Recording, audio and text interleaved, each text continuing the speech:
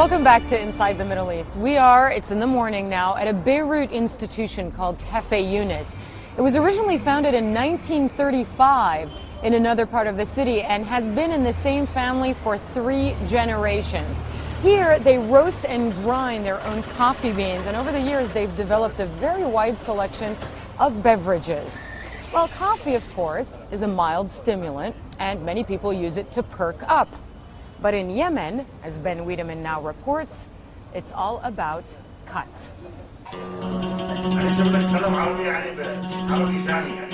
It's happy hour in Sana'a. Welcome back to Sana'a. Thank you very much. To see more of you here. Inshallah. Inshallah. Every afternoon, millions of Yemenis take time out to gather with friends in houses or any other comfortable spot to chat about the day's events, matters big and matters small, whatever's on your mind. And to chew ghat, a leafy plant that thrives in Yemen's rugged mountains.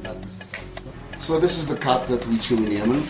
It's a mild brain stimulant. Or a dangerous narcotic, depending on whom you ask.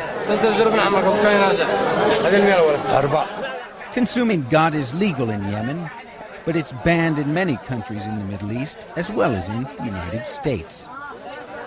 Ghat has been chewed for centuries. It was sometimes called the food for the pious because it was said to give its users the vim and vigor to perform all their religious obligations. Now, however, it's the pastime of the vast majority of Yemenis, pious and otherwise, to the detriment, critics say, of almost every other activity. At midday, men flock to the market to buy fresh supplies. Yahya Ali, a tailor, says he spends about $1 a day on ghat, a lot in a country where most incomes are less than $1,000 a year. It helps us stay active at work, he claims. By afternoon, it's perfectly normal to see men, their cheeks bulging with ghat, wandering around with vacant expressions. For farmers, growing ghat is an obvious choice. We could grow other crops like coffee or corn or grapes, says farmer Ali Fagih, but the most profitable crop is ghat. In a ghat-growing area outside the capital, we met farmers who were eager, maybe too eager, to share their crops. Concentrate much more. Really? Yeah. Okay. They boast that this is 5-star ghat, or vitamin Q as some Yemenis call it. The president, the ministers, they all use this ghat, one tells me. What makes their ghat so special, they insist, is that it's completely organic. The presence of these insects is an indication that chemicals have not been used. It means it's clean, because one of the biggest dangers of ghat is in fact the chemicals, the pesticides, the fertilizers, the fungicides that are oftentimes used. The overuse of chemicals, the economic drain, the health hazards are all cited by those who want to see ghat consumption either banned or curbed.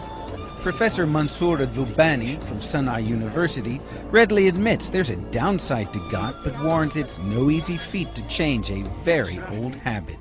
This plant has been in use for a long time, I mean, at least a minimum of 8 centuries. And it has been a part of the social life of the people. Even Yemen's long-serving president, Ali Abdullah Saleh, is known to like to chew the ghat from time to time. In my opinion, ghat is the most appropriate thing for Yemeni youth, says farmer Ahmed. It keeps them away from drugs and everything that goes with them. They get together, talk about their problems, and have a good laugh. The tradition of ghat in Yemen goes far deeper than the roots of this 200-year-old ghat tree. And even opponents realize that changing that custom is simply unrealistic.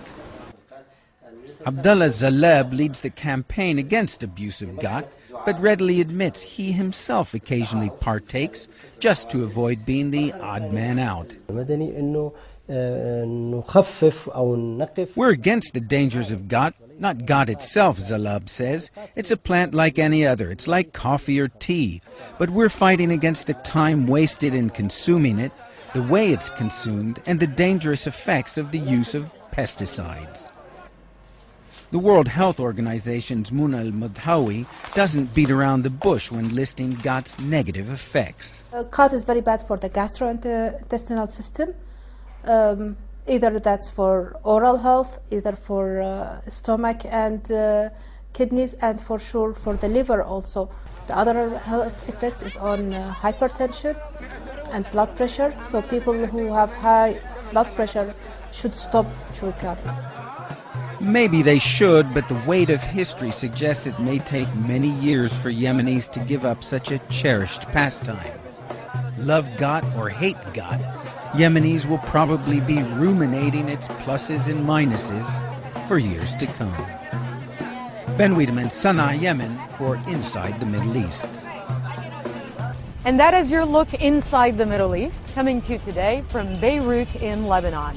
As always, any questions or comments, email us at mideast@cnn.com, and do continue sending us pictures of your Middle East. We might feature a selection in a future show. I'm Hala Garani. I'll see you next time.